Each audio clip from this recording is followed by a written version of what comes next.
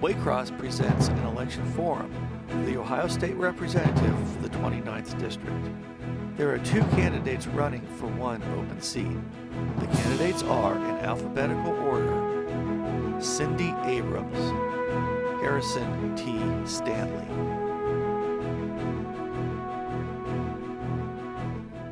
Welcome to another election forum at Waycross Community Media. This forum is for the state representative of the 29th District. I'm Dana Gagnon, Government Programming Coordinator for Waycross Community Media, and I have with me in the studio Hunter Ellis from Xavier University. Hey, I'm so glad to be here. Thank you so much for your help. We also have in the studio candidate Harrison T. Stanley. Ms. Cindy Abrams was invited to participate, but she was unable to be here on this particular evening. So we're going to start with the candidate's 2-minute opening statement. But before we do that, I want to say that if you are watching this live on October 1st, you can participate in the program by emailing in your own questions to the candidate. You can email them to live@waycross.org if you're watching it on October 1st. Now, there are a couple rules for sending in your questions. One of them is when you send in your email, please include your name, street address, and community. We will only use your first name and community on the air, but that's how we make sure we're getting questions from real people about our candidates for this program. The other rule is that questions must be phrased for all candidates, not targeted at one particular candidate. We do reserve the right to rephrase a question if we think that will help it meet the rules. Now that we have covered all of that, let's go to the 2-minute opening statement. And so you'll have 2 minutes, and go ahead. Hello everyone, good evening. My name is Harrison Stanley, and I'm a write-in candidate to represent Ohio's 29th District. First of all, huge thank you to Waycross Community Media for having me, Dana and Hunter as well. As many of you know, in Ohio we've recently been embarrassed by the now former Speaker of our House, Larry Householder, who was indicted on racketeering charges. The company implicated, First Energy, has been a force in Ohio politics for years now, dumping hundreds of thousands of dollars into political contributions in the past decade and a half and funneling millions into anti-clean energy campaigns, while also receiving 5 separate taxpayer-funded bailouts, including the recent House Bill 6, the center of the household scandal.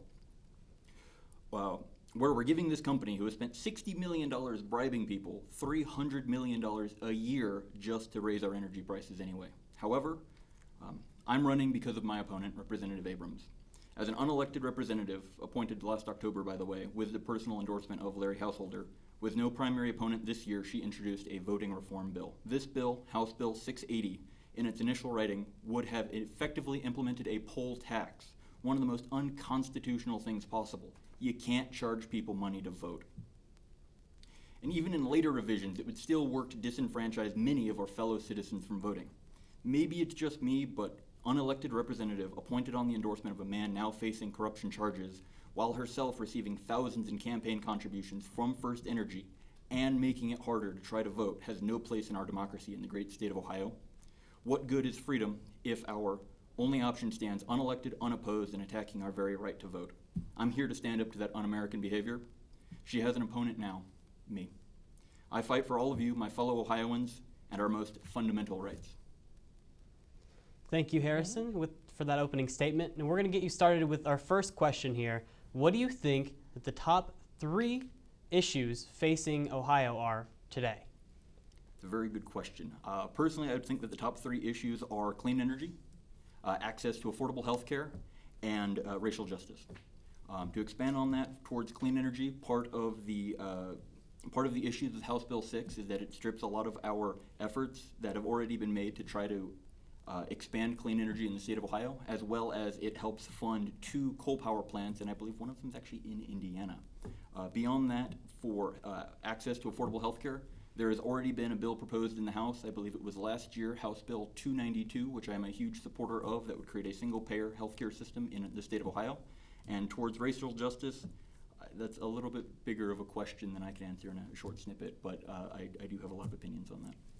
Okay, well, thank you. And moving on, what is unique about your skills and experiences that you can bring to Columbus as a representative for District 29? Remember, you have 2 minutes to answer. Gotcha. As a representative for District 29 in Columbus, you know, at the end of the day, the job of a legislator is to legislate. Laws are written as part of the democratic process that we have in this state and in this country, and laws are created in the state of Ohio normally with help of the Legislative Committee Service. I think I may be getting that acronym wrong. However,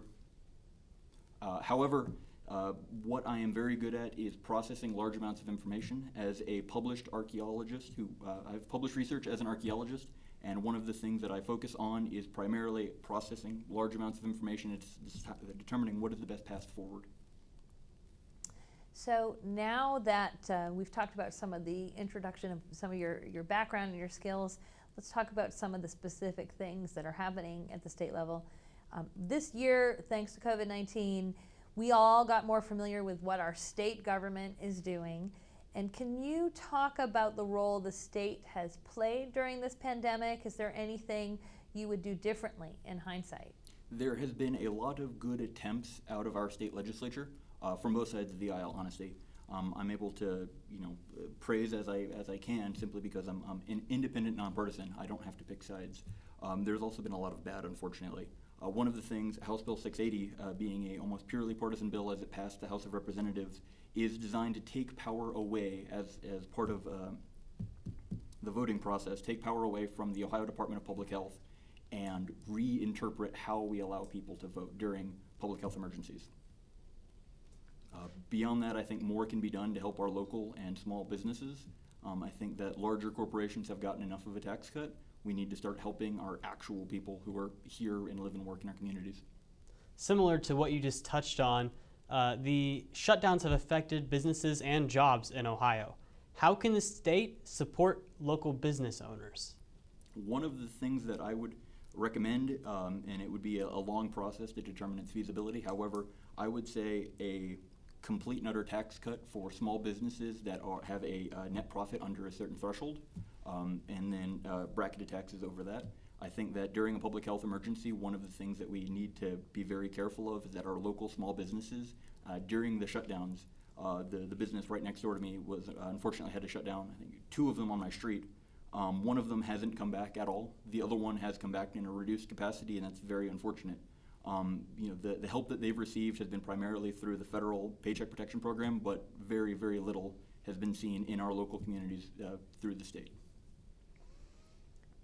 So shifting topics again, recently the state's report card system for rating schools that determine if a school will be taken over by a state, but also if students in a district can apply for school vouchers, that was called into question. And so I want to know how you think that the state can support school districts, but at the same time encouraging the high standards they want to see.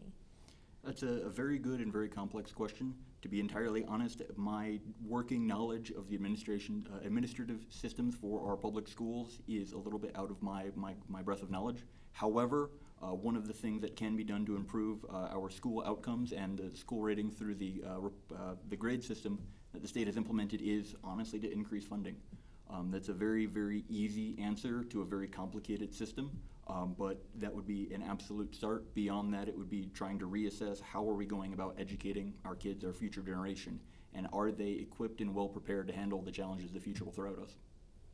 Harrison, do you think that Ohio needs new taxes to support any of our services here? How would you target those taxes, and what do they need to fund? Good question. New taxes, it depends on how you mean by new taxes. One of the things that I am a proponent for is honestly the legalization of cannabis. The majority of voters across the country and the majority of voters in the state of Ohio support it. At the end of the day, what that would do is reduce the burden on the criminal justice system. They no longer need to prosecute and charge and incarcerate people for minor crimes, as well as if it were taxed at the same rate as tobacco, 15%, that would be a huge income boost to the state. So I think new taxes on things that haven't been taxed before would be reasonable. Raising taxes that already exist, I think, is a little bit silly. I want to ask you, because Ohioans have really strong opinions about gun legislation. So how do you propose to balance safety issues with those concerned about rights? That is a very complicated question. I do love it, however.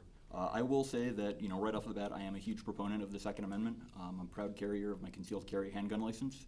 However, there are definitely some things that could be improved.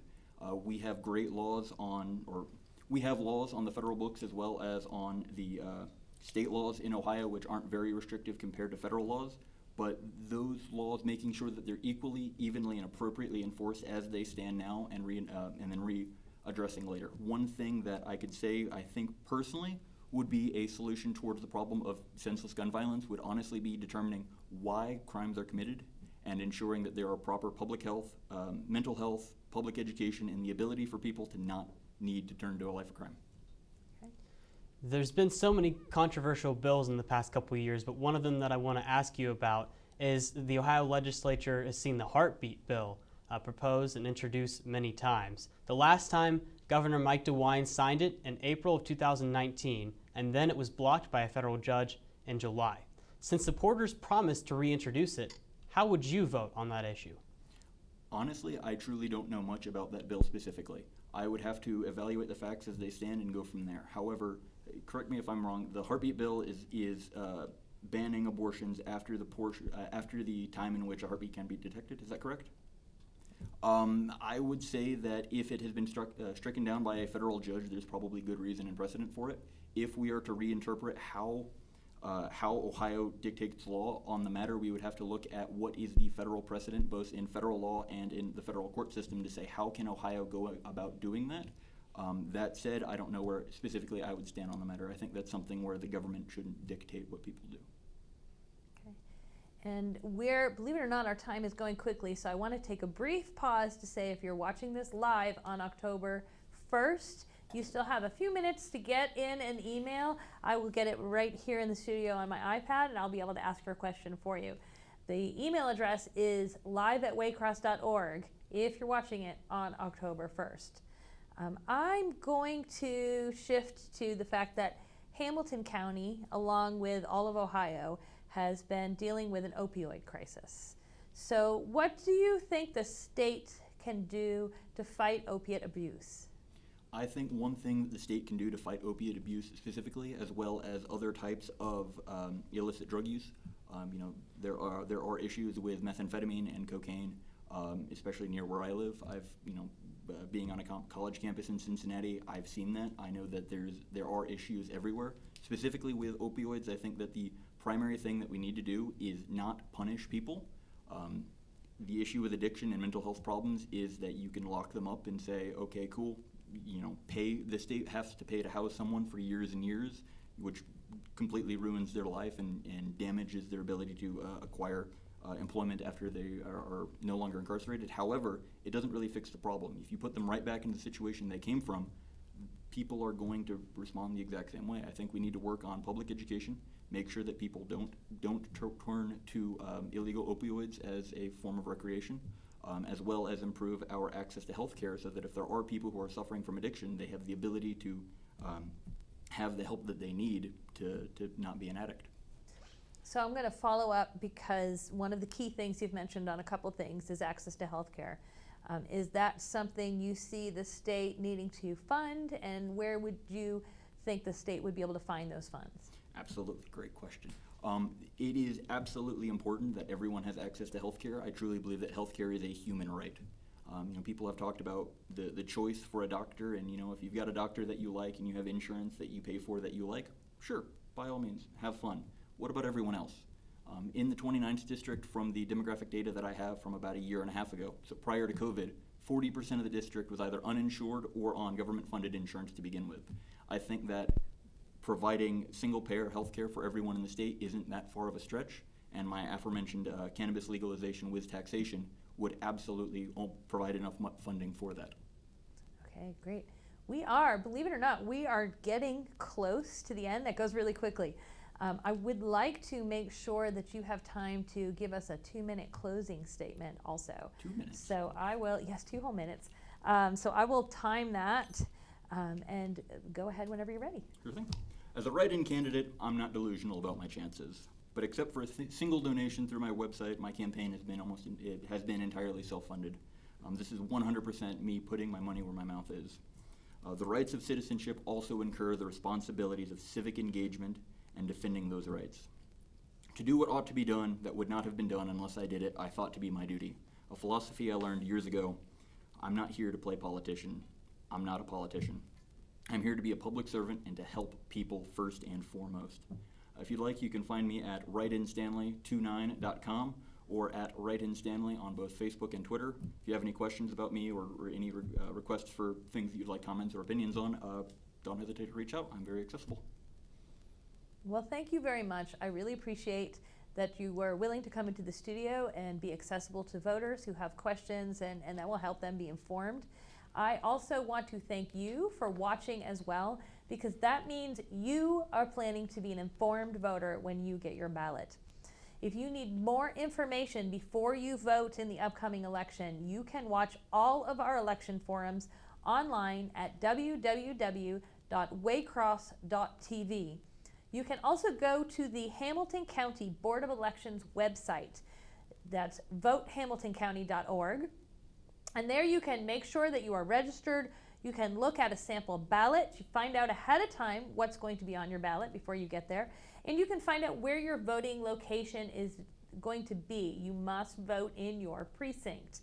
Make sure, if you're watching this video before October 5th, you register to vote. October 5th is the deadline to register to vote.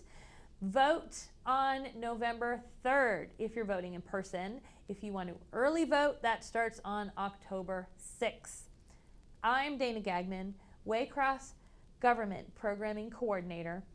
I'm here with Hunter Ellis, and we will see you at the polls on November 3rd. Waycross takes no position on candidates or issues. We conduct these forums so that our viewers may be better informed voters for the November 3rd elections.